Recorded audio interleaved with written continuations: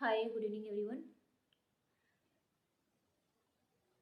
सभी अधिकारियों और कर्मचारियों को मेरा एक बार फिर से नमस्कार। आज मैं जो हमारे टेस्ट हुए थे और उसमें जो 1 2 3 4 जो मैंने निकाला था उसकी बेस पे एक छोटी सी सूचना देना चाह रही हूँ कि है ना, इसमें 320 का जो टेस्ट बना था, इंक्लूडिंग 200 के 2 टेस्ट थे, फिर एक 70 का 4 टेस्ट का इसमें इंक्लूजन हुआ था। तो उसमें ना सभी ने बहुत अच्छा स्कोर है। 287 से किसी का भी नीचे नहीं था। 287 एक दो के ही है, बाकी 290 से ऊपर सभी के अच्छे नंबर थे। पर जब एग्ज़ाम के अंदर किसी कैंडिडेट के एक साथ और सेम मार्क्स आ जाते हैं तो उसमें टैली किया जाता है। फिर उसके बेस पे वापस से उनकी कॉपी चेक होती है, उसके बेस पे और ये निकाला जाता है कि क्या किसी का कम ज़्यादा या किसी की ज़्यादा मिस्टेक है। ऐसा ही इस बार मेरे साथ हुआ। जो मुझे 3 घंटे तो सबसे पहले जो स्टार्टिंग में जो टेस्ट हुआ उसको एक एक मैं व्हाट्सअप से, आपके ही व्हाट्सअप से मैंने एक एक के नंबर नोट किए। और उसके बाद फिर सेकंड टेस्ट का देखा।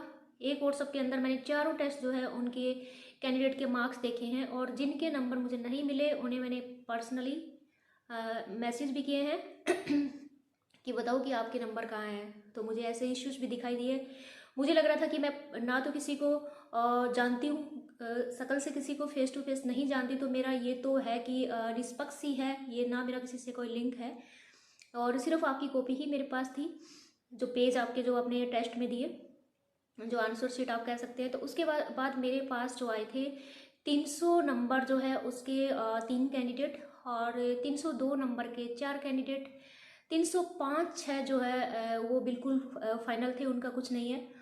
तो जो जैसे ही 302 दो के 4 मेरे पास आए, 300 के आए, तो उनको वापस से फिर मैंने एक एक चीज़ को देखा, और फिर उनके अंदर जिसमें जिनके लगा कि इनका जो है कहीं मिस्टेक है, इन्होंने कहीं पैराग्राफ लिखा है उसमें बहुत सारी गलतियां कर रखी है, उसके बेस पे फिर मैंने उन्हें अप और डाउन किया।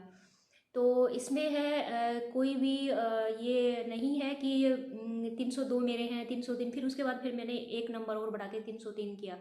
तो इस टाइप से जो है बहुत ही, जैसे फाइनल में ही इतनी अच्छी मार्किंग नहीं होती, इस टाइप से मैंने इन पेपर को चेक किया है। फाइनल में भी हम ही चेक करते हैं, पर इतना टाइम नहीं लगाते कि किसका क्या कैसे है।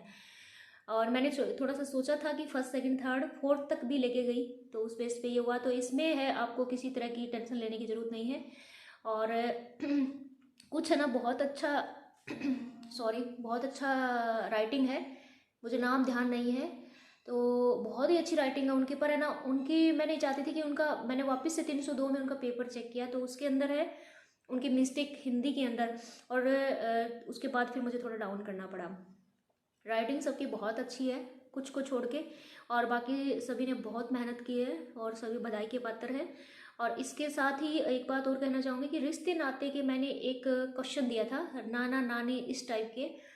तो जो एक नंबर जिनका ज़्यादा है, एक नंबर जिनका कम है, तो सोच लीजिए कई कैंडिडेट ने जो रिश्ते नाते के क्वेश्चन है वो इतने अच्छी तरह से किए हैं कि नाना क्या है, फिर बताएगा कि मम्मी का पापा नाना कहलाता है, फिर उसको वाक्य में भी प्रयोग किया है।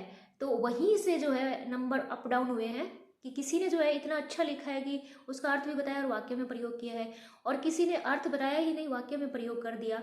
तो वहाँ पे लिखा हुआ क्या था उसको समझना है नहीं, हाँ, कि हमें रिश्ते नाते के शब्द होते हैं उन्हें हम वाक्य में प्रयोग करना नहीं, उनका अर्थ पूछा जाता है, और उसके बाद अर्थ बता के, और आपके पास टाइम है तो वाक्य में प्रयोग कर दो तो और भी अच्छा है। दोनों तरह के करने वाले कुछ ही जो है कैंडिडेट है जो मैंने देखा है। और मुझे हंसी भी आ रही थी कि रिश्ते नाते की जो शब्द है इनको डायरेक्ट वाक्य में प्रयोग कर रहे हैं, जबकि इनका अर्थ बताना होता है, क्योंकि ये हमारी कल्चर से संबंधित है।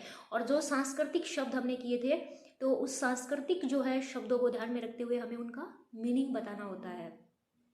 और कुछ जो है कुछ को छोड़ के बाकी जो है, एक लास्ट का क्वेश्चन था जिसमें जयपुर की शेर है और हिंदी का महत्व है, इसके ऊपर आपको 10 12 लाइनें लिखनी थी। और इसमें से 5 6 को छोड़ के बाकी जो है उनके काफ़ी मिस्टेक हैं, तो थोड़ा सा इम्प्रूव कर लीजिए, क्योंकि मिस्टेक देखी जाएगी। आप 10 लाइनें लिखो, बट बिल्कुल सही लिखो। किसी ने है नहीं लिखा, हिंदी हमारी ऐसी है, फिर है नहीं लिखा, उसको कंटिन्यू करते जा रहे हैं, तो थोड़ा सा यहाँ पे आपको ध्यान देने की ज़रूरत है। बाकी all the best, syllabus complete हो चुका है। और इसी टेस्ट के लिए कि किसी के दिमाग में शक नहीं रहे कि मेरा ऐसे था, तो उसी के लिए मैंने एक छोटा सा 2-5 मिनट का वीडियो बनाया है। और फिर भी आपका कोई डाउट हो तो आप व्हाट्सअप कर सकते हैं। और लास्ट एक ये है कि मैंने ग्रुप के अंदर जो इम्पोर्टेंट PDF वगैरह है वो डाली है, तो आप उसे देखिए। उसमें कुछ कन्फ्यूजन है तो आप मुझे मैसेज कीजिए, आपको रिप्लाई मिलेगा। बाकी सिलेबस कंप्लीट और प्रैक्टिस बुक भी कंप्लीट हो गया है, आप देख लीजिए थोड़ा सा।